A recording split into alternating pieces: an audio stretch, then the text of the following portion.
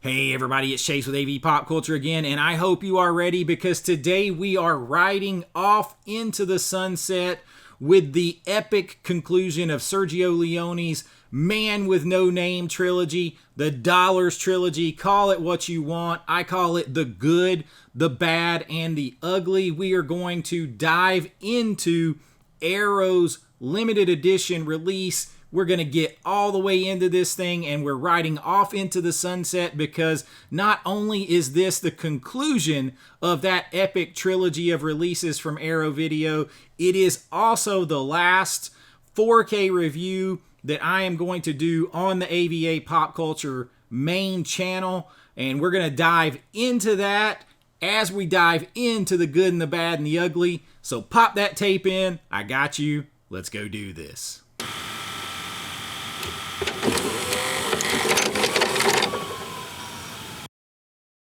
Ah, yes, we are talking Arrow Video's brand new 4K Ultra HD limited edition release.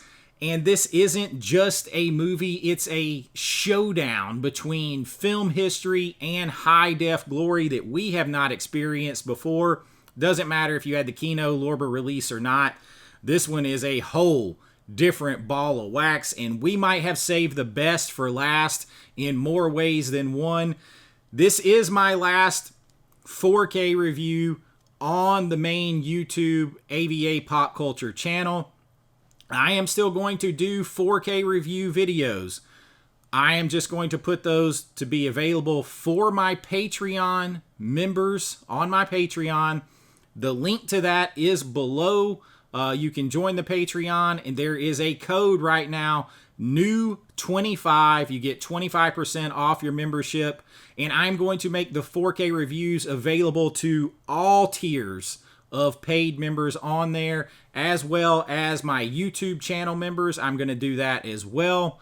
And people are asking why. Listen, I'm not going to change the amount of content that's going to be on this channel. I'm still going to have a video pretty much every single day. I just physically, financially cannot keep up with buying every 4K movie that comes out. And there are a lot of channels that get all of these for free, and that is awesome. They get them free review copies. They get advanced free review copies. And by the time I can do the videos most of the time, even though I do them very different, I do them from a filmmaker's perspective and a fan. I dig into them very different ways. By the time a lot of you get to my videos, there's already been reviews of these out for days or weeks, and I just can't compete with that from a financial standpoint. It's not whining, it's crying. It just, by the time I get these out, they're always low performing because people have seen multiple reviews from people who get the review copies for free in advance, and it sort of just hurts the channel overall. So going forward, I'm going to replace the 4K review content on the channel with like more physical media list videos to go along with my other list videos, and we're still going to do other fun things. I'm going to do some deep dive retrospectives into particular movies, all kinds of stuff like that, and I will still do 4K reviews because I love them. I'm just going to put them over on the Patreon. That way you guys can still enjoy them, and it doesn't hurt the channel one way or the other, and it helps, for me to be able to get the video, to get the movies and do the videos. So all that aside, you can join the Patreon. There's a discount code, new25, and you'll be able to see every other 4K review I do after that. Plus, I can do them uncensored over there, uncut. I can show you everything. We can talk about everything, play all the music, all that kind of stuff, and I can do more stuff over there than I can do here. So it's just for that. I'm not leaving YouTube. I'm going to have a video every single day. It's just 4K reviews because I can't keep up with people who get everything in advance and for free. I have kids. I can't buy every single thing that comes out. So enough of that crap. You can check out everything going forward over there. But this was worth the wait, and that is a good thing because boy did we have to wait on this movie. Pre-ordered back in February, delayed a couple times, and now here in August, we finally get the movie, and wow, did we get the movie. I have done reviews of both of the other two films in this series, and while this may not be my favorite movie, we'll talk about the rankings of the three at the end. It is definitely, I think, the best 4K of them all, and that I don't think that is particularly close. So it was definitely worth the wait. And this one, let's talk about the movie for a second first. This one was released in 1966, and like I said, this is the grand finale of Leone's Dollars trilogy, Man with No Name trilogy, whatever you want to call it. It is the end of it, and by this time, he had sort of really cemented his style. He's playing with his style. He's evolving his style through the first two films, but this film, he really has his style laid out. Like, he knows what he's doing, and that shows. So in this one, you have three guys. You have the good, that is Clint Eastwood. He was, he's playing his normal, cool under fire, always 2 steps ahead guy. And then you have Lee Van Cleef, Angel Eyes. He is the bad, and he is a bounty hunter who has no moral compass. And in the previous film, he was more like a anti-hero, and they had the buddy thing going on, and we'll get more about that later. But he is the bad, and then the ugly is Eli Wallach as Tuco. He's the ugly, lovable, backstabbing bandit who might just talk you to death. And all three of these guys are chasing $200,000 worth of Confederate gold that is buried in a cemetery, which is kind of cool. And the only thing standing in their way is each other. Like, you have this problem triangle here. This ain't a love triangle. This is a problem triangle. And along the way, we're going to get gunfights, betrayals, those uneasy alliances crop back up, and the legendary 3-way standoff in here. And this one's just worth the price of admission. And I admittedly am not a huge Western guy, as hard as I try to be. And I do have some Westerns that I absolutely love. I think just maybe growing up in rural Georgia, I was, we had like a few channels. And like my great-grandfather, the Westerns were on, and my grandmother too. The Westerns were on all the time, and if they were on, you couldn't change the channel. And it was like they were on TBS just like all the time. And I think I got burned out, and I didn't want to watch them for a long time. And now coming back to them, I have a fondness for some, but I just as a whole, I'm not a big Western guy for the genre. But these movies are so legendary, so iconic, they can still suck you in, and that is the mark of a good movie, and that is the power of Leone's trilogy here, and that is culminated big time with the good, the bad, and the ugly. I think, too, this one isn't just a Western. This one sort of redefined the genre. This is the one people think about a lot, because Leone sort of turns the desert into a character in and of itself in the film. The score is just next level. I mean, it could literally, people who don't know Westerns, they could hear this score and they would love it, or it could remind them of a Western, like even if they haven't seen the movie. It's just kind of so iconic. And the camera work, I mean, I talk about his style in this, but man, he swings between epic wide shots. I mean, he is not afraid of a wide shot, which is a lost art today. But then he'll go in for the extreme close-ups on the eyes, where you can practically count the beads of sweat and see the pores and the lines in people's faces. And that is really displayed in the 4K. The 4K shows that off, and like hopefully I'll have all footage in here like I always do on my 4K reviews, because I pause it and I show you. I mean, you see pores on people's faces. It is insane, the amount of clarity, and that's all highlighted by that good camera work where he's up, in the tight shots, the extreme close-up. It's extremely gritty. It's somewhat operatic and surprisingly funny in some ways, and that's mostly thanks to Tuco in the film. And the finale in the cemetery with the Mexican standoff is one of the most copied, most parodied, and studied sequences in film history. This is one that I had to actually study getting my degree. You feel the twitch of every trigger finger. You feel the tension. But that Mexican standoff is absolute legend, and that is all captured here in stunning, well done 4K. There is no doubt about it. No matter how you feel about any label, anything else, no matter how much it stunk to have to wait so long, it is damn good. It is a damn good 4K. And let's kind of get into that just a little bit. So this is basically the set that if you're a huge fan of the Dollars Trilogy, this is the one you've been dreaming of right here. I mean, all of these stacked together, looking beautiful. But this release of this thing is incredible because it is not just one full restoration, but two. You've got the full 162-minute 4K restoration, full hood off, frame off restoration, not a scan, not just a scan. There was no shortcuts here. A full restoration of the international cut that's 162 minutes long, and you have a full 4K restoration of the 179-minute extended cut.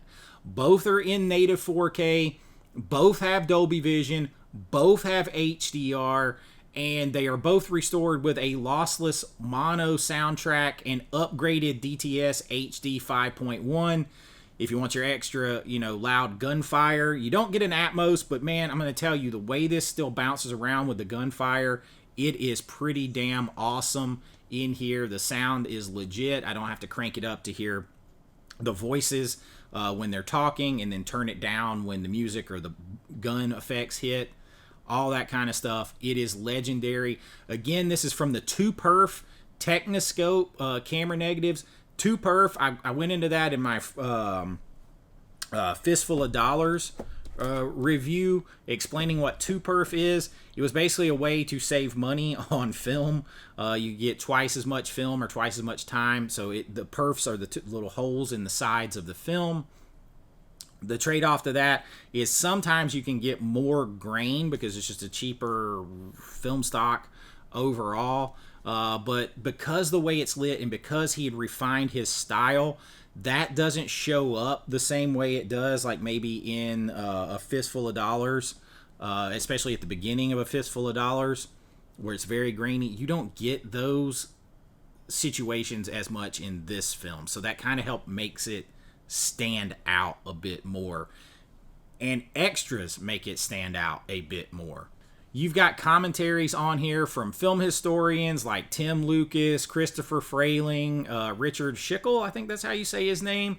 You've got trailers, deleted scenes, alternate edits, hours of interviews with collaborators, critics, and even the musicians behind the score. And maybe my personal favorite bonus on here that I've checked out, there is a full documentary, Sad Hill Uncovered, about the rediscovery of the actual cemetery location on here. It's like a treasure hunt for film geeks, especially if you are into these films and you're a big Eastwood or Leone fan, spaghetti western or western fan in general, or just a movie fan that likes to find out all this cool stuff that you find out, that you can find out. But we'll take a look at this real quick. So I'm sure a lot of you have probably seen this. I do always dislike the foreign little, the code on the front. It disrupts the artwork. But that's what the front looks like. The back, of course, you're going to have all your extras laid out. This is a multi-disc set here. And you slide that off. And now you've got the same artwork here, but it's flat, like the paper feel on the chunky box. Very cool. And then you slide that out in your Amaray case, which I still maintain that I would have liked to have seen the box look like this. A white box with this artwork, I think would have just leaked, would have just popped. But still very cool.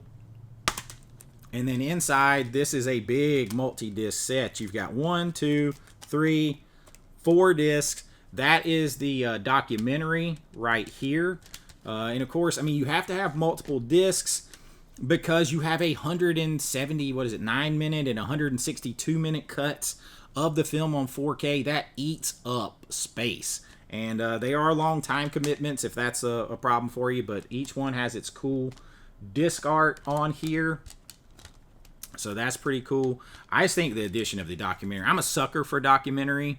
I'm going to have some documentary lists coming up soon.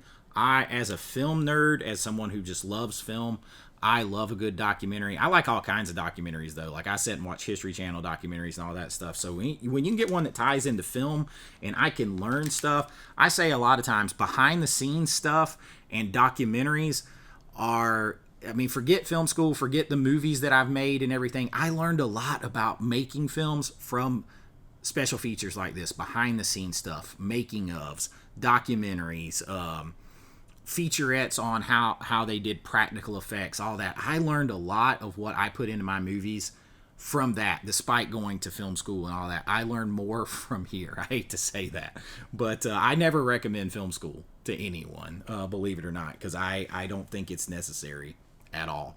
And I'm someone that did it, and I'm gonna tell you, it makes no difference. Learn practically. But you have the old artwork here, so you can switch that out. I like the new artwork. I would have loved to see the box look like that. So you have just an absolutely stacked 4K release here.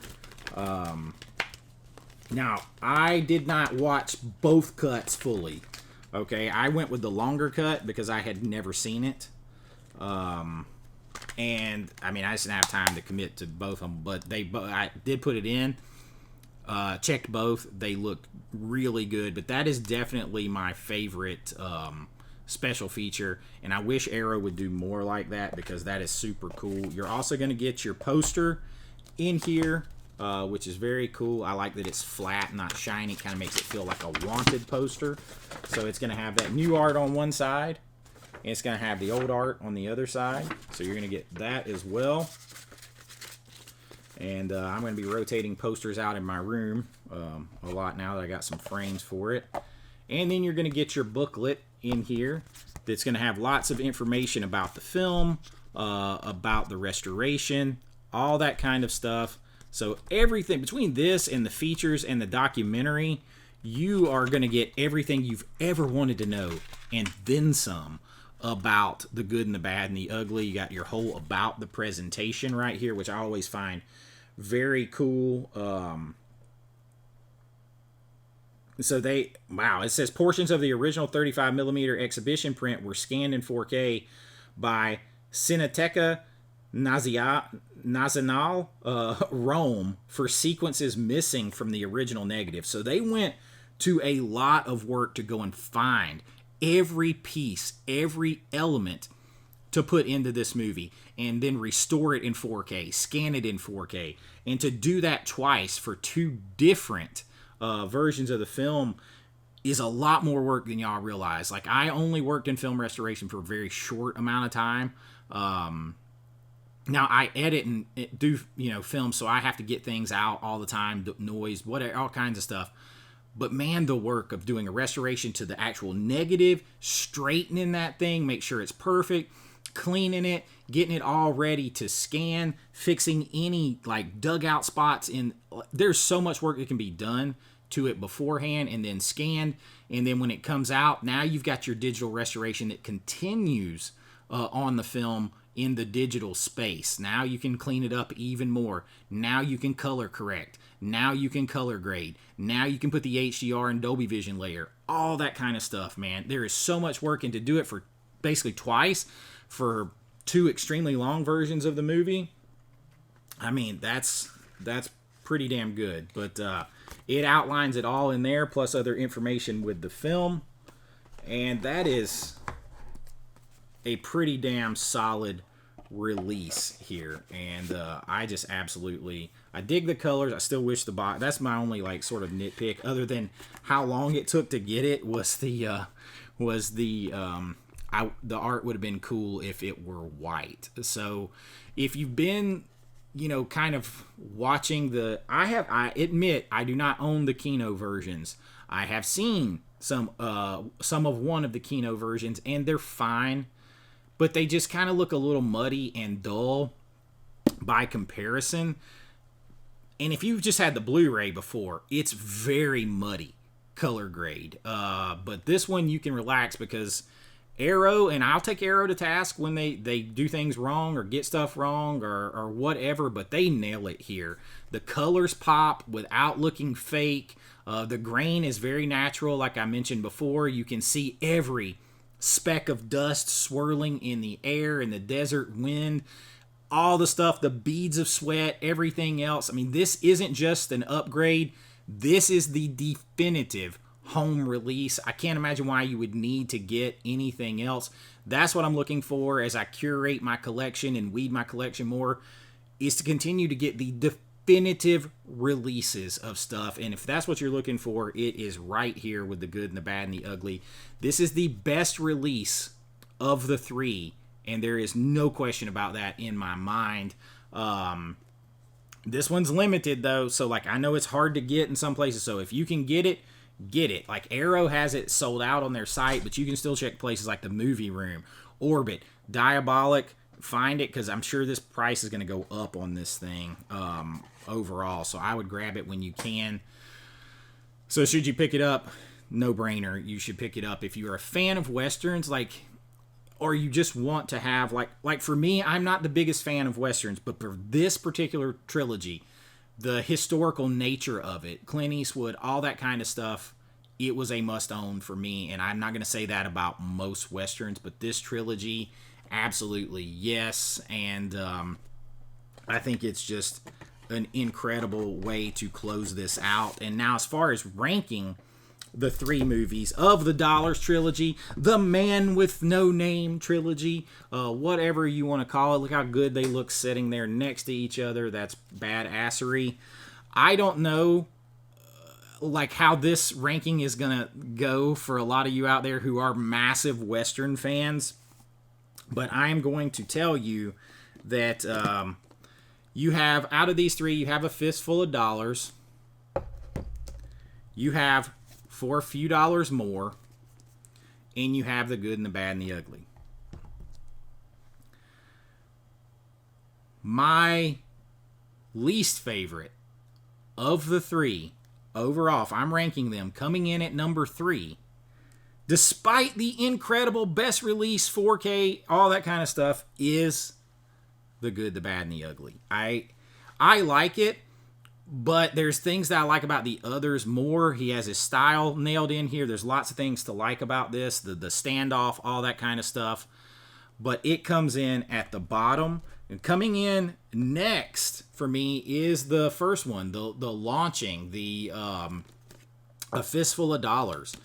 This is also probably, I feel like, maybe the weakest of the 3 4Ks overall, but that stands to reason with it being the first. But this one is good. It's classic. You get that classic imagery in there of Eastwood, and that happens early in the film that you're going to see again in like Back to the Future 3 and all that kind of stuff. But this one kind of really launched Eastwood as part of those spaghetti westerns, and I like it. And I like it probably better than The Good and the Bad and the Ugly, but my favorite is For a Few Dollars More.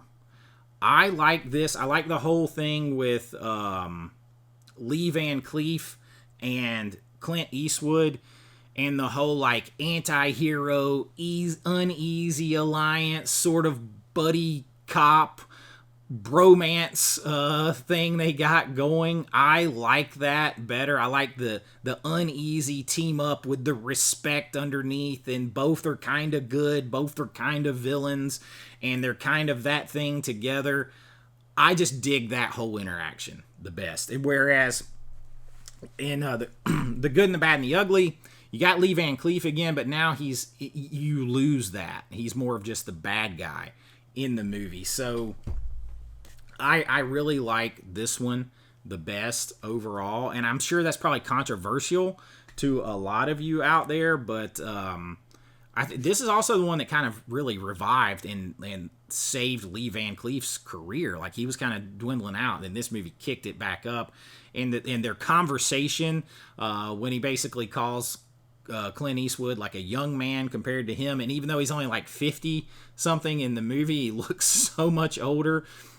I don't know. There's just their interaction together. It just kind of, that's what wins me over in this one. Because again, it's not the Western tropes that wins me. Because I'm not the biggest Western guy. It's the character interaction, and I love the character interaction in here. They're both hunting the same target, so they're both always kind of after the same money.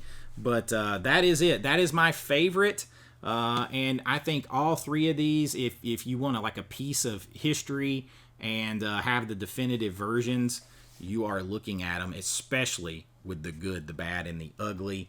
And that is what I have for you on the big finale as we ride off into the sunset on our Dollars trilogy, the Man with No Name trilogy, and we ride off into the cinematic sunset for 4K reviews here on the main channel. As I said, I am going to keep my 4K reviews, at least for the foreseeable future, on my Patreon over there, so you can join. The Patreon link is below. There is a code, NEW25. You get 25% off over there, and there's nothing there's no problem. I'm still going to have videos every single day, but just a little bit going to kind of replace those 4K reviews with other physical media type things where I don't have to compete with people who get everything, for free. I just can't afford to keep up right now with that, and I'm not behind. When you get sent review copies, you get them so far ahead of everyone else, and the news is kind of old by the time I can do it. But I love doing 4K reviews because I'm a filmmaker and I love the deep dive, and I know a lot of you love them, so I'm going to put them on my Patreon, and they'll still be available, and you still will not miss any days of content here. I am here, and I am not going anywhere. I love talking movies with you, and that's what I got for you this time. And until next time, be kind, rewind like always. This is Chase with AV Pop Culture, and I'll see you real soon. Bye-bye. I know.